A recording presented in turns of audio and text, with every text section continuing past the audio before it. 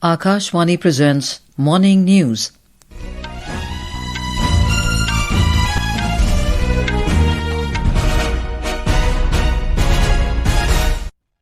Good morning, I'm Anuja Kumar. The headlines. Prime Minister Narendra Modi to embark on a two-nation visit to Japan and China this evening. Indian Air Force launches extensive relief and rescue operations in Jammu region and northern Punjab following floods triggered by heavy rains. UIDAI asks schools across the country to complete Aadhaar biometric updates of children aged 5 to 15 years without delay. Pradhan Mantri Dhan Yojana completes 11 years today, and Union Cabinet approves submission of bid for 2030 Commonwealth Games. And now the news in detail. Prime Minister Narendra Modi will embark on a visit to Japan this evening to participate in the 15th India-Japan Annual Summit. This will be Prime Minister Modi's 8th visit to Japan and the first summit with his counterpart Shigeru Ishiba. External Affairs Ministry said in a statement that during the visit, the two Prime Ministers will review the special strategic and global partnership between India and Japan, including defence and security, trade and economy, technology and innovation, and people-to-people exchange. They will also discuss issues of regional and global importance. The visit will reaffirm the long-standing special bond of friendship between the two countries. Indian Ambassador to Japan C.B. George told Akashvani News that Prime Minister's visit to Japan will open fresh avenues of cooperation between the two countries. He said the high-level engagement will drive the agenda of the India-Japan Special Strategic and Global Partnership. A report. Ambassador of India to Japan, C.B. George, said that a special strategic and global partnership is very important and India-Japan have no history of conflict. He said that both countries' relationship has bilateral and plural both aspects in it. Very few countries have a relationship, we call it special, but we call it between India and Japan, it is special. It is a partnership, it is strategic and also it is global. It has both bilateral and plurilateral aspect in it. When you look at the bilateral, we have seen a complete transformation in the relationship in the last 10 years. Ambassador of India to Japan highlighted that India is in the middle of Amritkal journey and this journey is to make India a developed country. He said that Japan has been working with India to make country a manufacturing hub. Japan has always been a partner for India in its manufacturing sector, automobile sector. It got transformed with the arrival of Japanese companies some 40 years back, the Suzuki company, and now it has been transformed. This is an area where Japan is working with India to contribute to its becoming a manufacturing hub. In India's Amritkal journey, Japan will continue to be a major reliable partner. Just like automobile sector, there are other manufacturing sectors seeing progress. Om Avasthi, Akashvani News, Tokyo. In the second leg of his visit, the Prime Minister will travel to China from 31st of August to 1st September to attend the Shanghai Cooperation Organization Summit in Tianjin at the invitation of Chinese President Xi Jinping. On the sidelines of the summit, the Prime Minister is expected to hold bilateral meetings with several leaders attending the summit. India has been a member of SCO since 2017. It held the presidency of the Council of Heads of State of SCO during 2022-23. Prime Minister Narendra Modi had a telephonic conversation with President of Finland, Alexander Stubb, yesterday. In a social media post, Mr. Modi said Finland is a valued partner in the European Union. Both leaders discussed ways to strengthen cooperation in key sectors such as trade, technology and sustainability. They exchanged perspectives on the ongoing efforts for peaceful resolution of the conflict in Ukraine. The Unique Identification Authority of India, UIDAI, has asked schools across the country to ensure timely Aadhaar mandatory biometric updates for children in the age group of 5 to 15 years.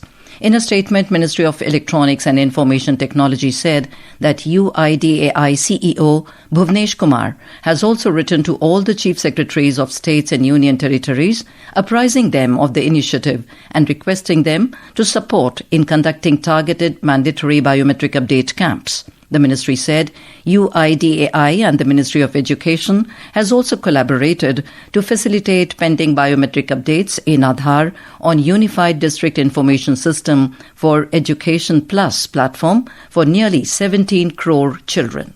The Pradhan Mantri Dhan Yojana completes 11 years today.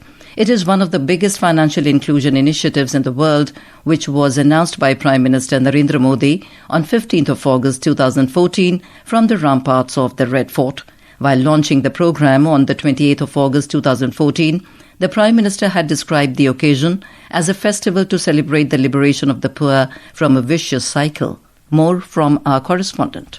Pradhan Mantri Dhan Yojana is a national mission on financial inclusion which has an integrated approach to bring about comprehensive financial inclusion and provide banking services to all households in the country. The scheme ensures access to a range of financial services like availability of basic saving bank account, access to need-based credit, remittances facility, insurance and pension. Pradhan Mantri Dhan Yojana provides a platform for universal access to banking facilities with at least one basic banking account for every household, financial literacy and access to credit, insurance and pension facility. It covers both urban and rural areas, and those who open account would get indigenous debit card, RuPay card. Account can be opened in any bank branch or business correspondent bank mitra outlet at zero balance. Every bank account is on core banking system of banks. Mobile banking using USSD facility available on every basic feature phones is also being supported. With Anupam Mishra, Aman Yadav, Akashvani News, Delhi.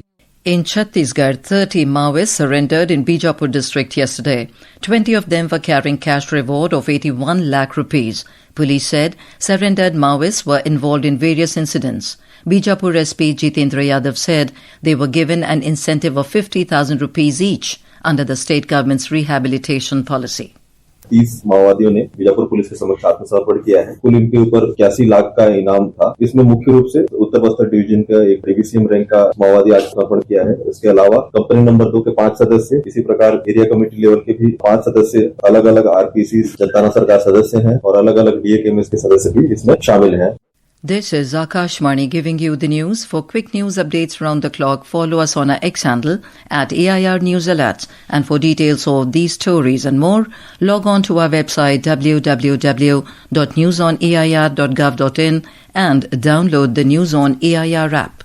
The Indian Air Force has launched extensive relief and rescue missions in response to the rising water levels and devastating floods caused in Jammu region and northern Punjab. The Defence Ministry in a statement said Indian Air Force has deployed helicopter fleet, transport aircraft and other IAF assets for the support of the affected.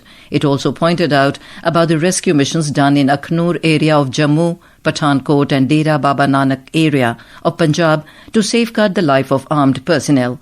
The ministry said the IAF stands ready to undertake further missions as the situation evolves. The flood fury in Punjab is continuing unabated. Several villages and hundreds of acres of agricultural land are inundated in Gurdaspur, Firozpur, Fazilka, Kapurthala, Amritsar, Hoshiarpur and Taran districts. More from our correspondent. As Beas and Satluj rivers both are in spate due to heavy rain in higher reaches of Himachal Pradesh, the reservoirs of all three dams, Ranjit Sagar, Pong and Bhakra dams, are full to the brim, requiring the authorities to make controlled release of water to save dams. Choppers of Indian Air Force and boats of NDRF and BSF have jointly evacuated thousands of people, including Army, CRPF, BSF personnel and 400 students and teachers from Gurdaspur school, besides Pathankot, Firozpur and some other affected areas. Rajesh Bali, Akashvani News, Jalandhar. In Himachal Pradesh, efforts are underway to bring life back on track after the recent heavy rainfall. Due to landslides and floods, 2 national highways and 582 roads are closed for traffic. A report.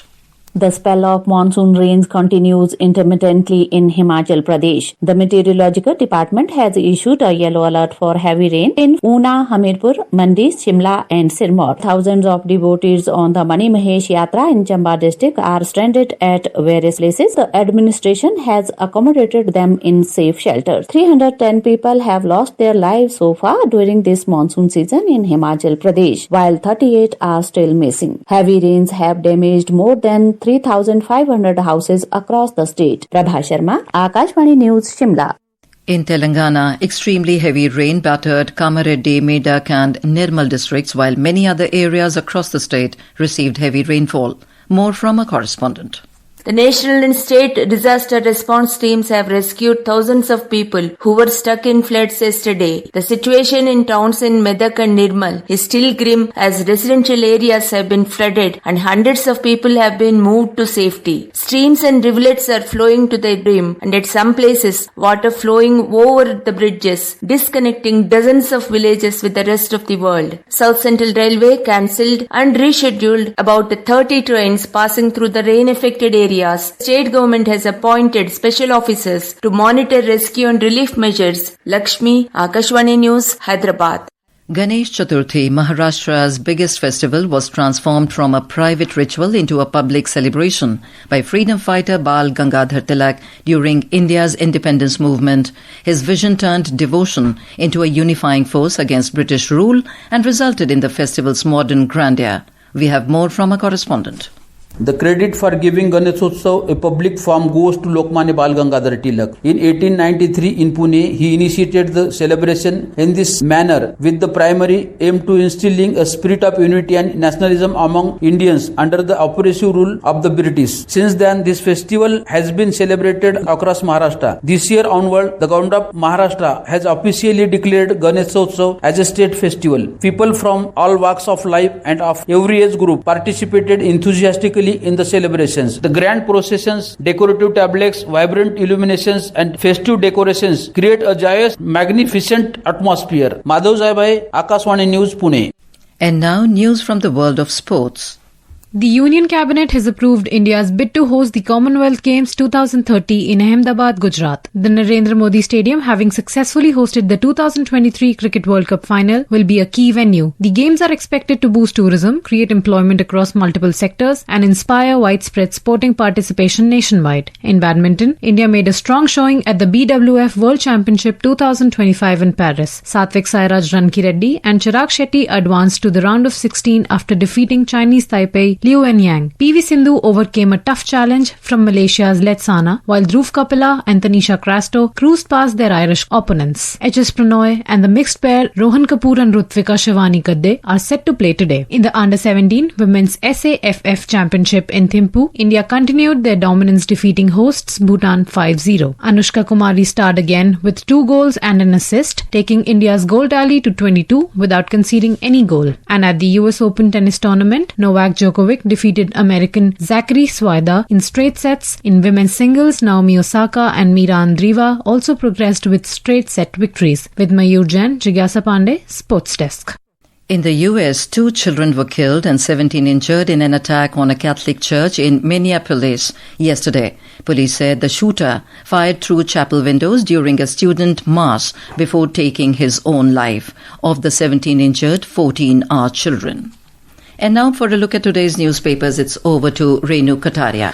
Thank you, Anuja. Quoting a top Trump administration official, Hindustan Times writes, US-India will eventually unite on issues as additional 50% US tariff comes into force. The paper cites about communication channels still being open.